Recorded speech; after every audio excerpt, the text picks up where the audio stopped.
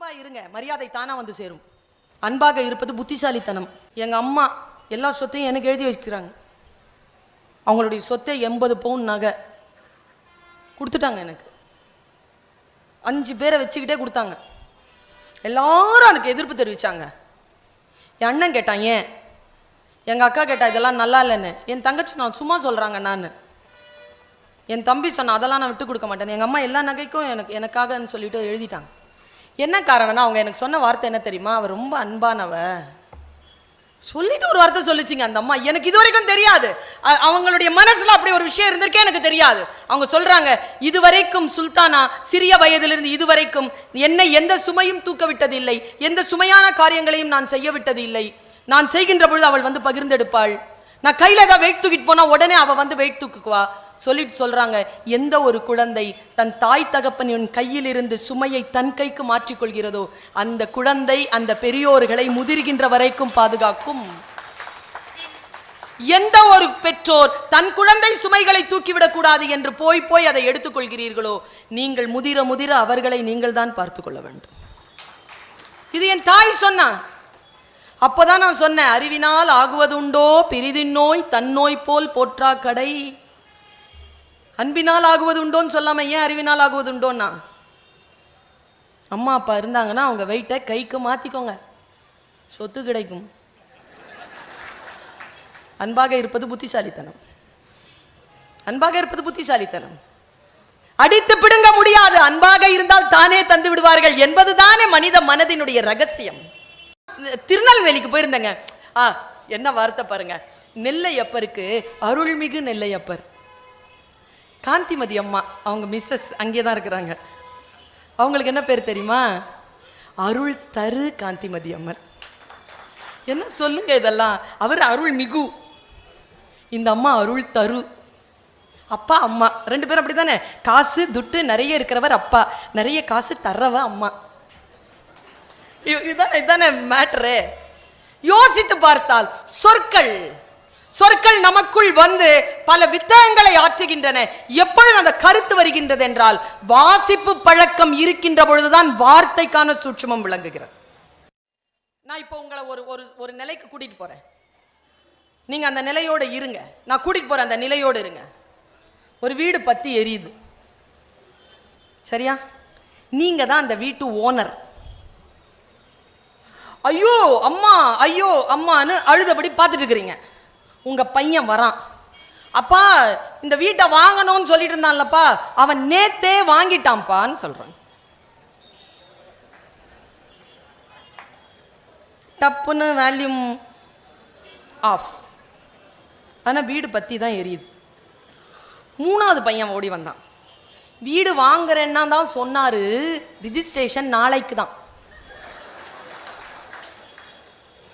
மறுபடியும் ஓன்னு அழுறாரு. நான் ஒன்று கேட்குறேன், வீடு எரிஞ்சிட்டு தானே இருக்கு, எங்க உன் அழுக ஆரம்பிச்சது, ஏன் நின்றுச்சு? கொஞ்சம் விசாரிச்சு பாருங்களேன். எங்க திருவாரூர் சண்முகம் ஐயா இருக்காரு, அவர் ஒரு விஷயம் சொன்னாருங்க. பல நாள் புரியாத பல ரகசியங்கள் புரிஞ்சு போனது எனக்கு. சொற்கள் எனக்கு புதிய சிறகுகளை தருது. என் தாய் எனக்கு தேவதைங்க. என் அம்மா குளிக்கும்போது ஒரு நாள் அப்படி மறைஞ்சு பார்த்துருக்கேன். இங்கே ஏதாவது சட்டை கிட்ட வச்சிருக்கிறாங்க, பறந்து போயிடுவாளோ தேவதாவ. எங்கள் அம்மா சொல்லுவாங்க, ஒரு வாட்டி என்கிட்ட சொன்னாங்க, சுல்தானா எந்த ஊருக்கு போனாலும் அந்த கடல் இருக்குல்ல, கடல், ஆமாம், அதில் கால் நினைச்சிரு. ஏன், உன் கால் தொட்ட தண்ணி உலகமெல்லாம் சுத்தண்டி. சிந்தனை பாருங்க. சொற்களில் கவனம், மனிதர்களிடத்தில் கவனம். பயப்பட வேண்டாம், கவனமாக இருங்கள். மிக மிக ஆரோக்கியமான கவனமாக இருக்கட்டும் உங்களுடைய கவனம். அந்த கவனம் தான் வாசிப்பை கூட்டும். அந்த கவனம் தான் உங்களுக்கு சிறகை தரும். முதல்ல ரொம்ப கோவப்படுவேங்க. பவர் இருக்கு, பணம் இருக்கு, பதவி இருக்கு, யாருன்னா என்ன உண்மையா சொன்னா, நான் எப்பவுமே சொல்றது தான். சிங்கம் எல்லார்கிட்டையும் கேட்டுட்டே இருந்துச்சான், யாரா ராஜான்னு. எல்லா விலங்குகளும் நீதான்ச்சான். யானை கிட்ட கேட்டுச்சான், யானைக்கு மட்டும் அந்த கேள்வி பிடிக்கலையாம், தாண்டி போச்சான். ஏய் கேட்குறேன்ல, யாரா இந்த காட்டுக்கிறது, மறுபடியும் தாண்டி பார்த்து, ஏய் கேட்குறல பதில் சொல்லிட்டு போ.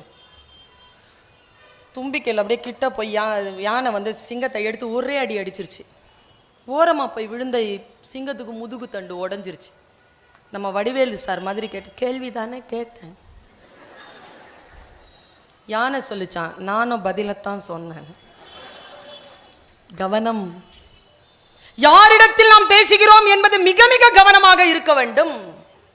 இந்த உலகத்திலேயே என்ன கேட்டா மனிதனுடைய முதல் கண்டுபிடிப்பு என்ன தெரியுமா? நெருப்புன்னு சொல்லுவாங்க, ஆடைன்னு சொல்லுவாங்க. இல்லைங்க, எது தெரியுமா? மனிதனுடைய முதல் கண்டுபிடிப்பு ஃபர்ஸ்ட்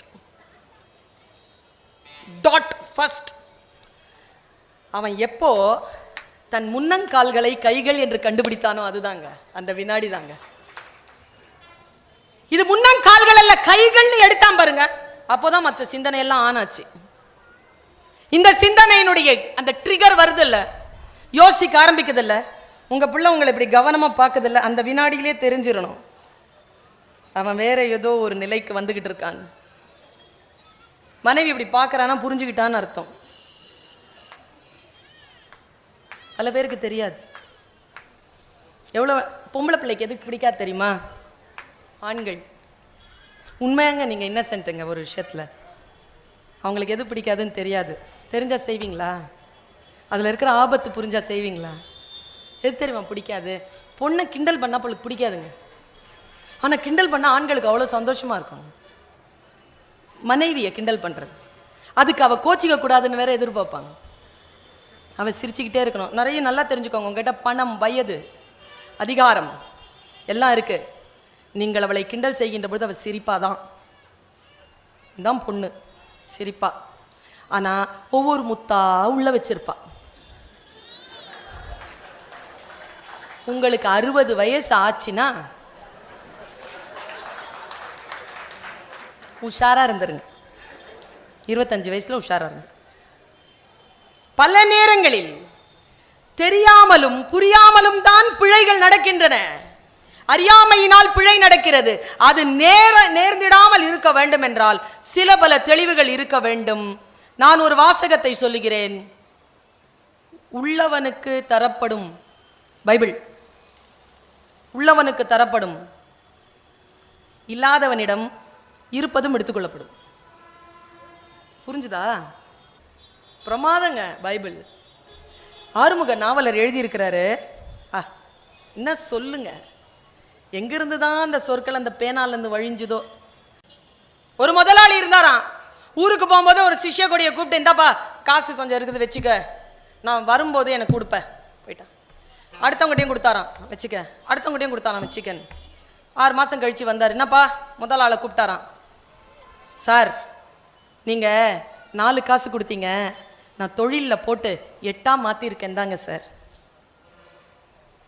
கொஞ்சமாக கொடுத்தேன், அதை நீ இரட்டிப்பாக்கி தந்திருக்கிறாய். உன்னை சகல விஷயங்களுக்கும் அதிகாரியாக்குவேன். ஆண்டவரின் வாக்குத்தத்தம். அடுத்த பையன், என்னப்பா சார், நீங்க 2 காசு கொடுத்தீங்க, நான் 4ஆ மாத்திட்டேன் சார். இன்னும் கொஞ்சமாக கொடுத்தேன், அதை நீ இரட்டிப்பாக்கினாயா? இந்தா, உனக்கும் சகல விஷயங்களையும் உனக்கு அதிகாரியாக்குகிறேன். 3ஆவது ஆளு நம்மள மாதிரி ஒருத்தன் வந்து, என்னப்பா சார், நீங்கள் 1 ரூபா கொடுத்தீங்களா? ஆமாம். நீங்கள் வேற கோவக்காரரா? சரி. வந்து அந்த காசு எங்கன்னு கேட்டிங்கன்னா, அதுக்கு பத்திரமா புதைச்சி வச்சுட்டேன். சரி, இந்தாங்க உங்கள் காசு அப்படின்னு 1 ரூபா கொடுத்தாராம். ஆண்டவர் சொன்னாராம், கொடுத்த காசை உழைத்து முன்னேற்றாமல், கொடுக்கப்பட்ட ஆசீர்வாதத்தை இரட்டிப்பாக்கி கொள்ளாமல், அதை அப்படியே புதைத்து வைத்து, நான் கோபக்காரன், என்னிடத்தில் பட்டயம் இருக்கிறது என்று என் மீது பழி போட்டு நீ தப்பிக்க பார்க்கிறாயா சோம்பேறியே, உன் கையில் இருக்கின்றதையும் நான் பறித்துக் கொள்கிறேன். அந்த 1 ரூபாயும் பறிச்சுக்கிட்டாராம். இப்போ புரியுதா? உழைப்பும் உண்மையும் நேர்மையும் உள்ளவர்களுக்கு இன்னும் கொடுக்கப்படும், அது இல்லாதவர்களிடம் இருந்து இருப்பதும் எடுத்துக்கொள்ளப்படும் என்று பேசுகிறது பைபிள்.